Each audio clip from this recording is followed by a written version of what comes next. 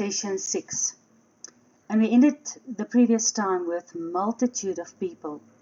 And you remember what a huge revelation it is to understand who is the church of God really. And the word church, well, besides that being a Greek word, what we understand from the word church comes from Genesis. And if we don't understand who and what church is from Genesis, how can we understand what church is in the book of Acts or in the scriptures of Paul, in the writings of Paul? Because church is church is church. It's God's gathering of people, His multitude of people, kahal. If you remember, it means assembly, congregation. And people is which is a congregated unit, like a tribe, a troop of attendants, a flock, a nation. And that is who God's kingdom is. That is who the church is. It's these people descending from Abraham, Isaac, and Jacob. Where Abraham, Isaac, and Jacob is already talking about this word, ecclesia, kahal, church. And we see that the Greek word for this Hebrew word kahal is used all over the Old and New Testament. The Old Testament has been translated into Greek, and that's called the Septuagint. And of course, the New Testament has been given to us in Greek, although I believe the original was Hebrew. But in all the places where the word kahal was used, it has been translated into the Greek ecclesia. And you can recognize that word as being the meaning of church. Let's go to Hosea 2. Because when we look at the word multitude of people, and in the Hebrew that is and where do we find in the Old Testament a confirmation of this Therefore, behold, I will allure her and bring her into the wilderness and speak comfortably unto her. This is God speaking in the book of Hosea, talking about his kahal, his ecclesia. And it shall be at that day, says Yahuwah, that you shall call me Ishi. You shall no longer call me Baali. So Ishi is husband, and Baali, Baal basically means Lord. For I will take away the names of the Baalim out of your mouth, and they shall no more remember the Baal names. And I will betroth you unto me forever. Yes, I will betroth you unto me in righteousness and in judgment and in loving kindness and in mercy. This is God speaking about His church in the Old Testament. Verse 23, and I will sow her unto me in the earth. Remember, God said in Deuteronomy 4, He will scatter us all over the earth. He will sow her unto the earth. And I will have mercy upon her that have obtained no mercy. And I will say to them that were not my people, you are my people. And they shall say, you are my God. This is who the church is. From the loins and the roots of Abraham, Isaac, and Jacob scattered all over the earth. But when He calls unto us, we that are apparently not even His people, and He calls unto the lost tribes of Israel, and they come back into His covenant, and we start making the house of Judah jealous. We've dealt with those verses. And we come back like the 153 fish that the disciples are searching for in the sea of nations. Then we say, we are your people, and you are our God. And this is what church really is. Church is not something new that was given on the day of Pentecost. It's not a new dispensation that is given to a new kind of people that forgets all about the roots of their faith, which is found in the scriptures, which we agreed already is the Old Testament. The church started here. The church basically started in the Garden of Eden, where we already, due to disobedience, have lost that beautiful betrothal the marriage that God is talking about in Hosea. So it's not something new, it's something everlasting. We don't call it old, because it's not old so that there can come something new. But this church is everlasting. We've already seen when we looked at Genesis that He has chosen us before the foundations of the earth. And this is where the Messiah is coming from. The Messiah came from the loins of Abraham, Isaac, and Jacob. And this is still church today. Just make sure you recognize the real church and you distinguish between the dispensationalist churches and the kahal or the ecclesia, the scriptures from the beginning is talking about. Because regrettably, there is a huge difference. There is a huge difference between the tree of knowledge of good and evil and the tree of life. And the two pathways that these two trees are following. The God of Moses has allured his bride, Israel, into the wilderness, out of Egypt. And like Hosea says, to woo her in the wilderness, to make covenant with her, and to get married to her at Mount Sinai. And we see here in the book of Hosea, this is his bride.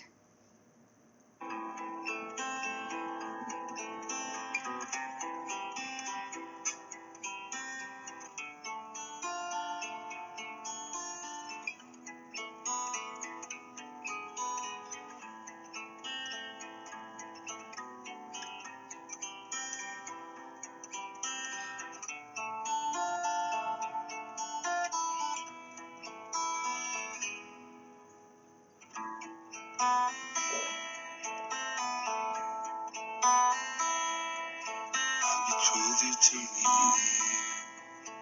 forever. I'll betroth you to me in righteousness and in justice, in mercy and loving kindness.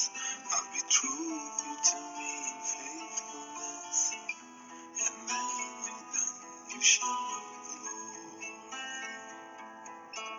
In mercy and loving kindness, I'll betroth you to me in faithfulness, and then you shall know the Lord. And you can hear this beautiful song singing Hosea 2 verse 19. I'll betroth you unto me forever. I'll betroth you unto me in righteousness and in judgment, and in loving kindness and in mercy. So Genesis 28 verse 4, let's continue. And Isaac is still blessing Jacob. And he says, and Yahweh will give you the blessing of Abraham. The blessing of Abraham to you and to your seed with you, that you may inherit the land wherein you are a stranger, the land that God gave unto Abraham. So we've discussed this covenant with Abraham in length.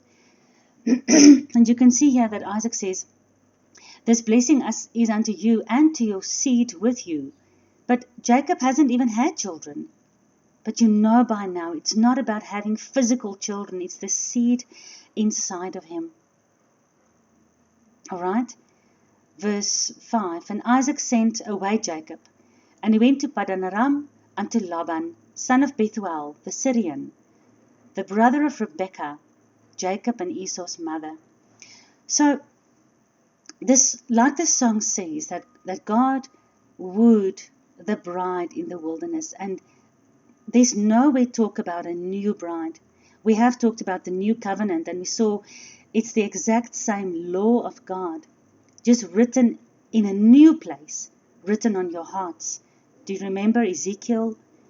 And do you remember Jeremiah? We saw witnesses in the Old Testament about the fact that this bride is everlasting. She doesn't change.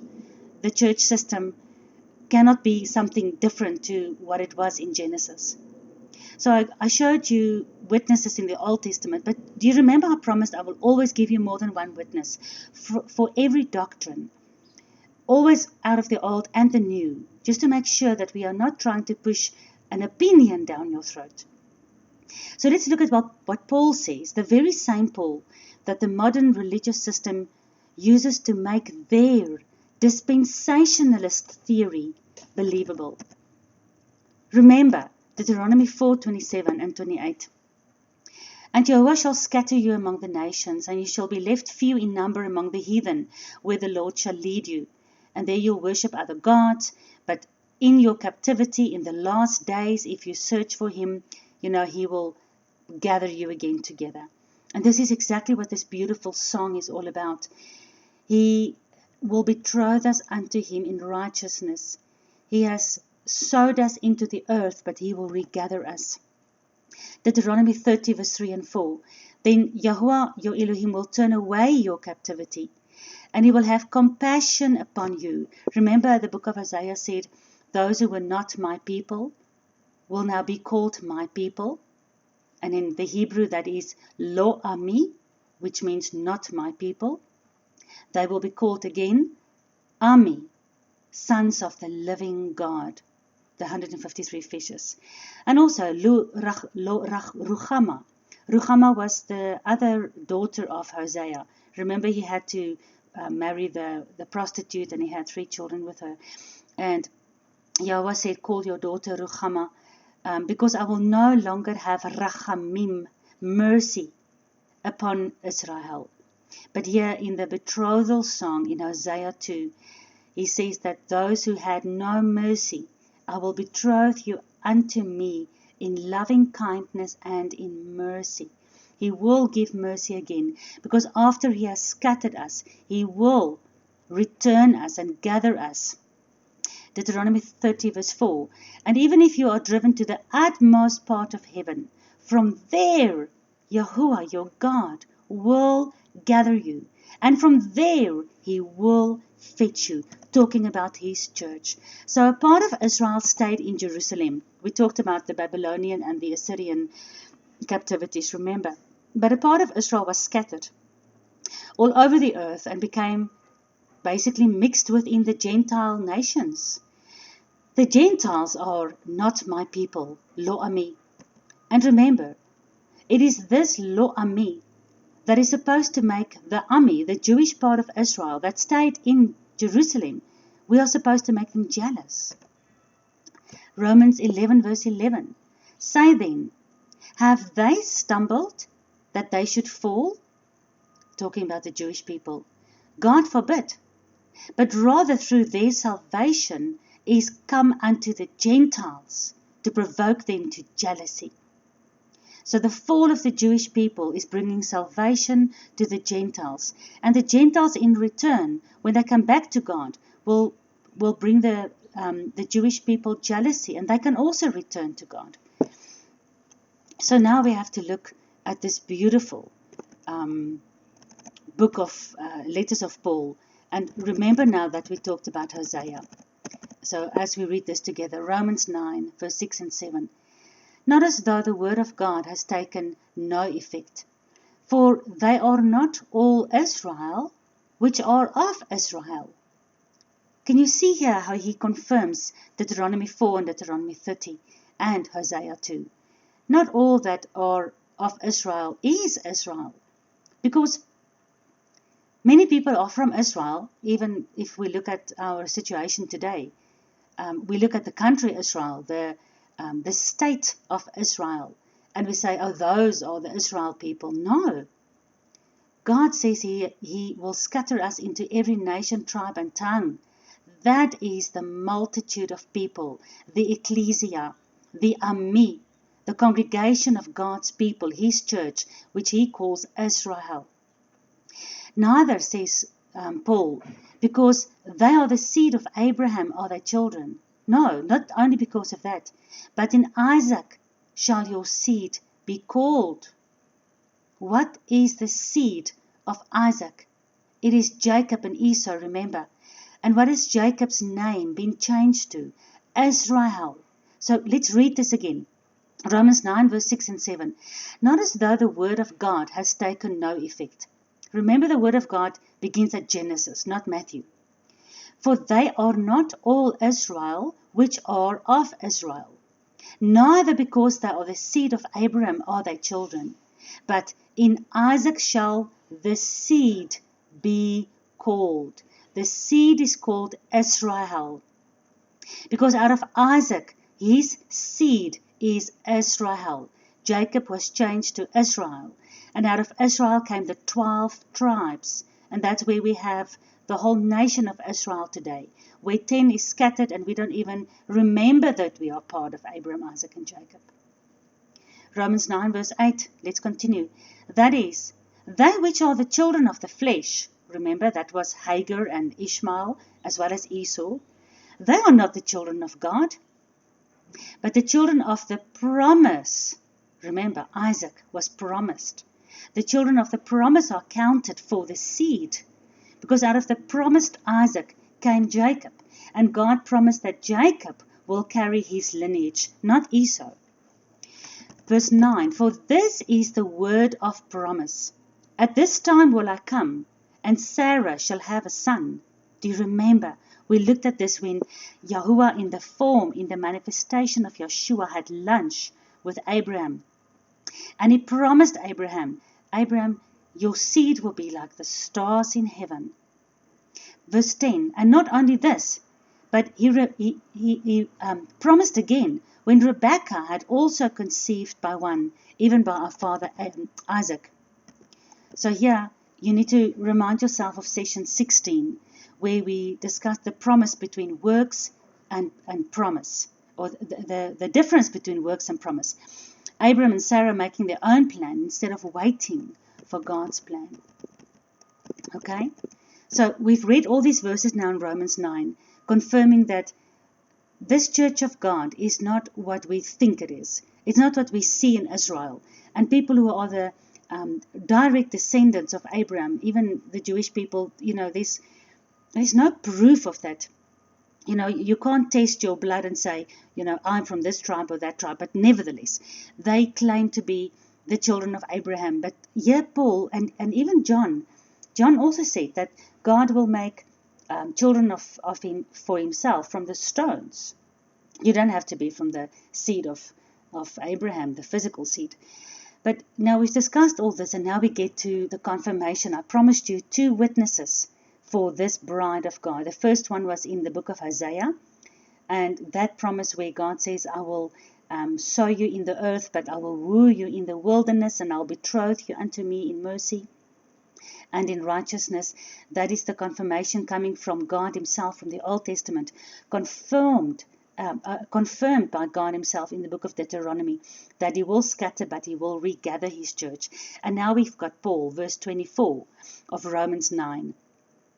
Even us, because he's talking about the children of promise, right? Even us, whom he has called, not of the Jews only, but also of the Gentiles, as he has said in the book of Hosea. Can you see Paul is confirming? He's the second witness. He says in Hosea, I will call them my people, Ami, which were not my people, Lo Ami. And I will call her beloved, which was not beloved. And it shall come to pass in the place where it was said unto them, you are not my people. And that's in the book of Hosea, right? In the previous chapter, Hosea 1, where Hosea had to call his son Lo Ami, because you are no longer my people, I am divorcing you. But in that place, says Paul, you will be called children of the living God. Let me read this again. You are not my people, in that place where it is said, you are Lo Ami. There you shall be called the sons of the living God. And that's where we get the gematria of the 153 from. And that's how we see the beautiful fulfillment when the disciples caught 153 fish. Isaiah also cried out concerning Israel. Paul continues in verse 27.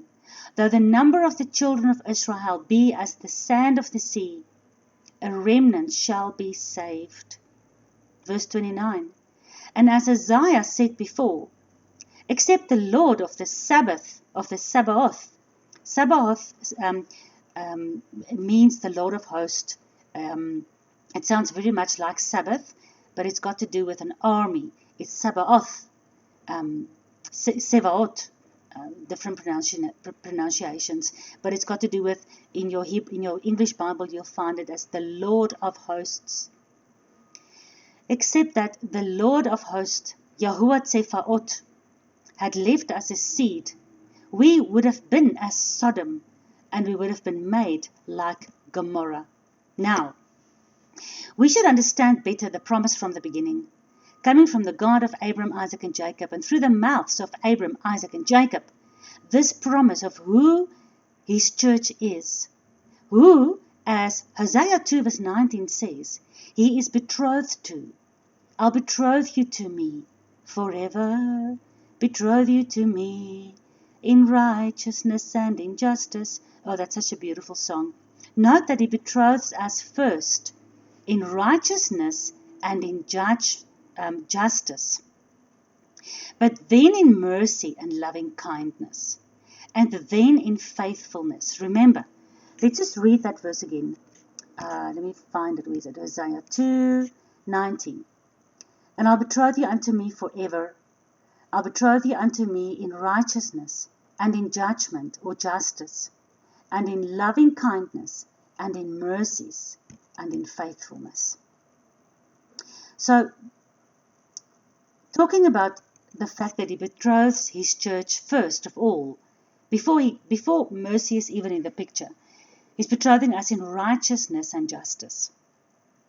What is the foundations of God's throne? Have you ever read in the Bible what the foundations of God's throne is? Psalm 89 verse 14. Justice and judgment are the foundations of your throne. Remember, he betroths us in righteousness and justice.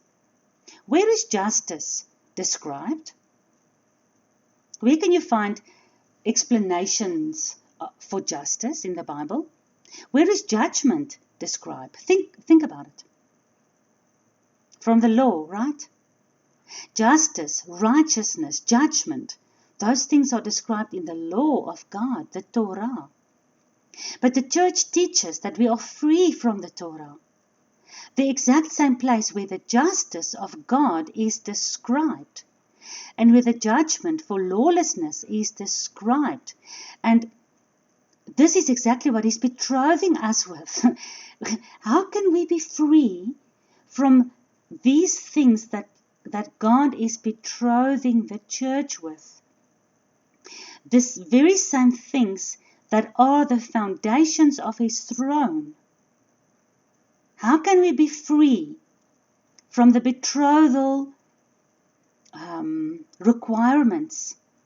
How can we be free from the foundations of God's throne? Does that make any sense? Psalm 11 verse 3. If the foundations are destroyed, what will the righteous do? What is the church doing? I'm talking about the religious institutional church over the last 1,700 years. What else have they done but destroyed the foundations of God when they said, the Torah is Jewish, Old Testament, we are free from it. They've basically destroyed the foundations of our faith. And they've given us new foundations, which they call dispensationalism. Do we have another witness that the Torah is indeed the foundation of God's throne? Because I'm not going to push an opinion down your throat. The Bible has to give you 2 or 3 witnesses, not me. It's not my job. Revelation 11 verse 19. And the temple of God was opened in heaven. So the temple of God is in heaven, right? Not on earth. The original, the first one, the everlasting one, has always been in heaven. And there was seen in his temple the what? What was seen in his temple? Revelation 11 verse 19. The Ark of the Covenant. But I know that most of you are going to think now that Moses built the Ark of the Covenant. Right? Let's look at Hebrews 8 verse 5. Moses was admonished by God when he was about to make the tabernacle and the Ark of the Covenant and all those things that he was making in the wilderness. And God said to him, see that you make all things exactly according to the pattern that I showed you on the mountain. What pattern did God show Moses on the mountain? He opened up the heavens. And he showed Moses what the Ark of the Covenant and the tabernacle and the temple and all the utensils on the inside, the menorah, the table of showbread, the incense altar. He showed Moses how those things should look. And he said, Moses, you better make this exactly according to the pattern that I've showed you. And in the book of Revelation, what does John see?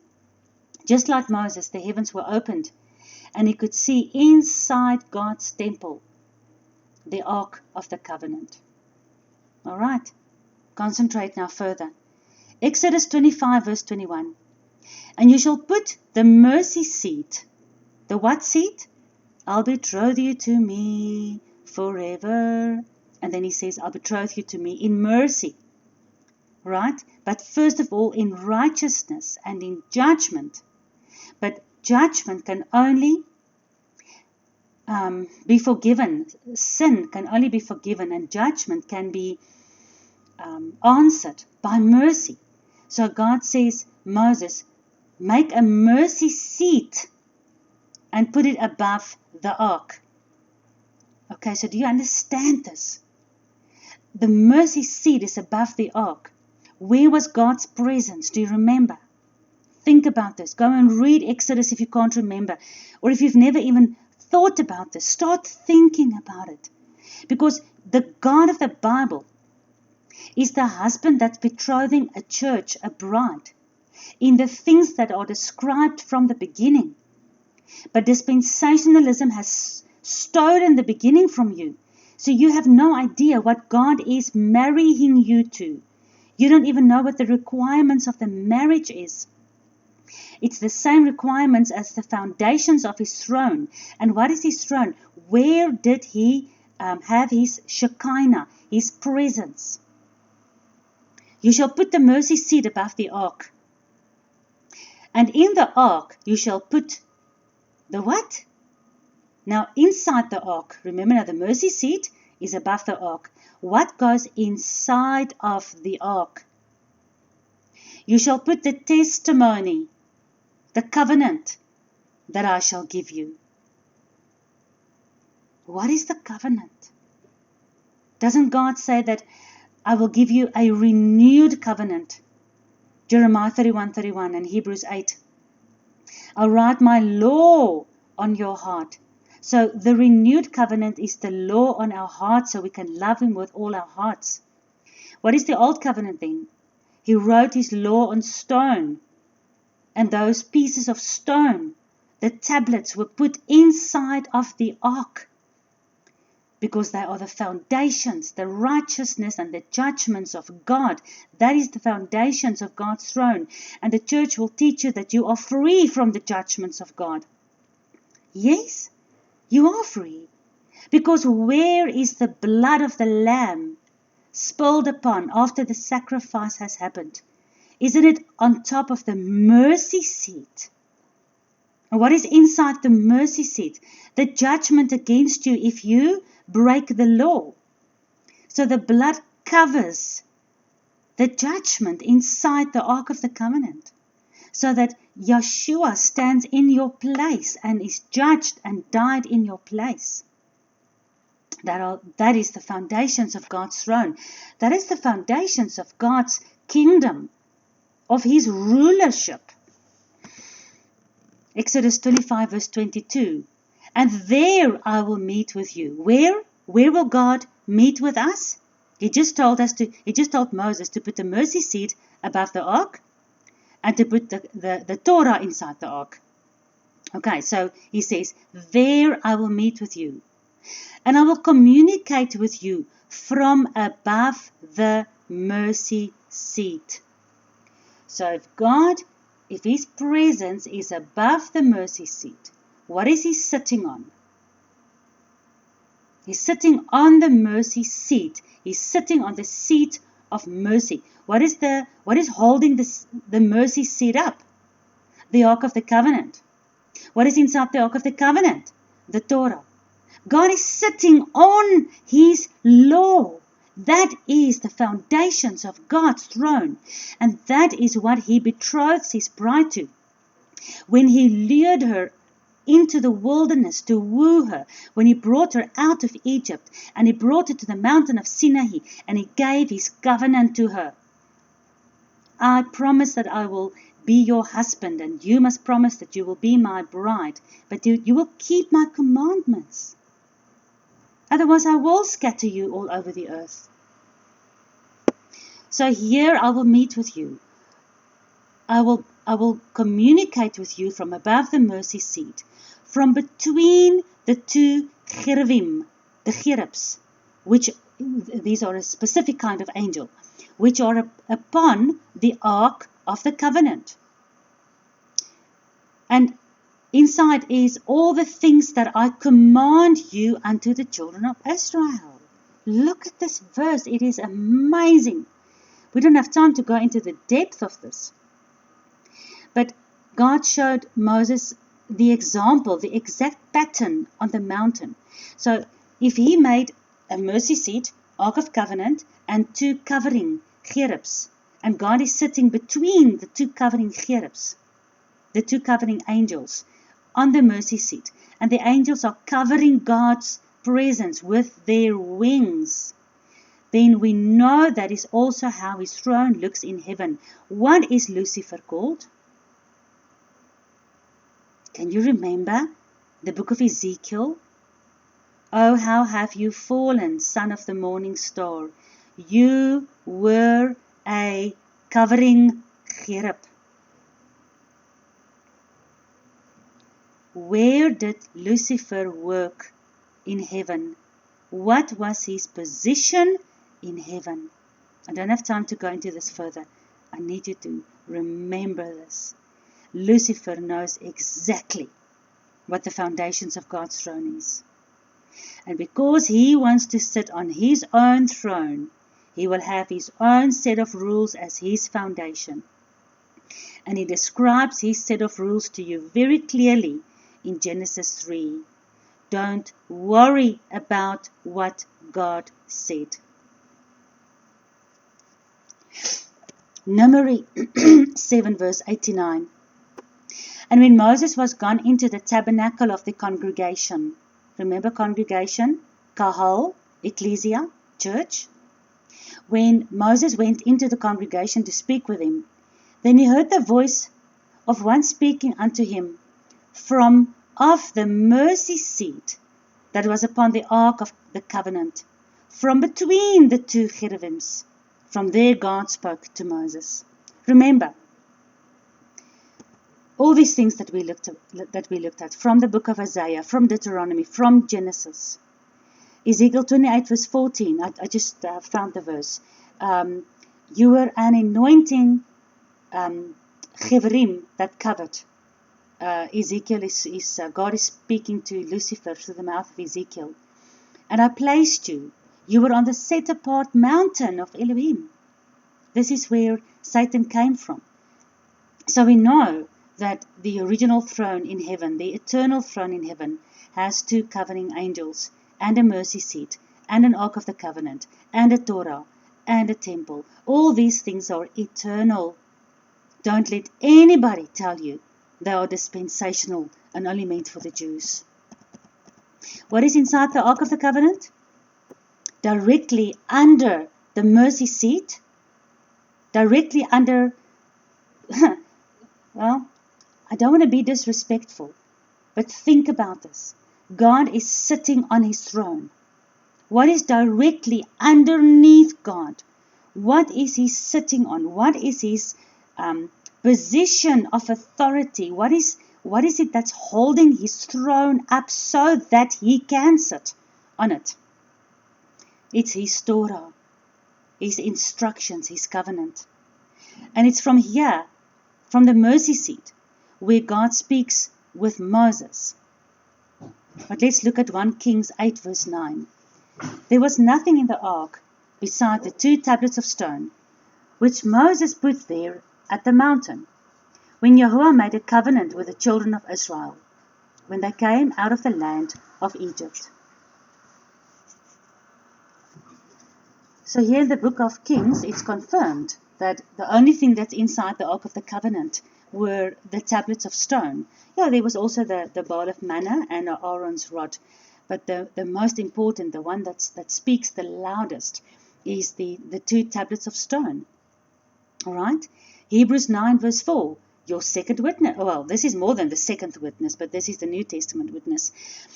The Ark of the Covenant is overlaid round about with gold, wherein was the golden pot that had manna, and Aaron's rod that budded, and the tablets of the covenant.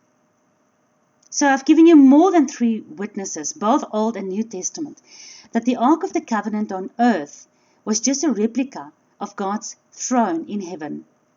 On earth, the Torah, summarized in the 10 Commandments, was inside of the Ark, the foundation of the Ark. Just like we saw all the verses that confirmed the foundations of God's throne is righteousness and judgment. So he betroths his bride in righteousness and in judgment and justice. So I'm going to stop here because our time is almost done. But I just want to end with, remember he said he'll betroth us with righteousness and judgment, but also with mercy and loving kindness. Because without mercy, betrothal of the bride in righteousness will never happen. We cannot become righteous without mercy. We cannot be judged without his loving kindness. That is why in the same instances where his Torah, his righteousness, his justice is explained, his mercy and loving kindness is also explained. Let me show you, I'm not lying to you. Psalm 89 verse 14. Justice and judgment are the foundations of your throne. But the verse doesn't end there. In the same verse it says, mercy and truth shall go before your face. This is just amazing. We'll continue tomorrow to discuss this betrothal of this God and this bride together. I just want to play you a little bit of this song again. It's called The Promise.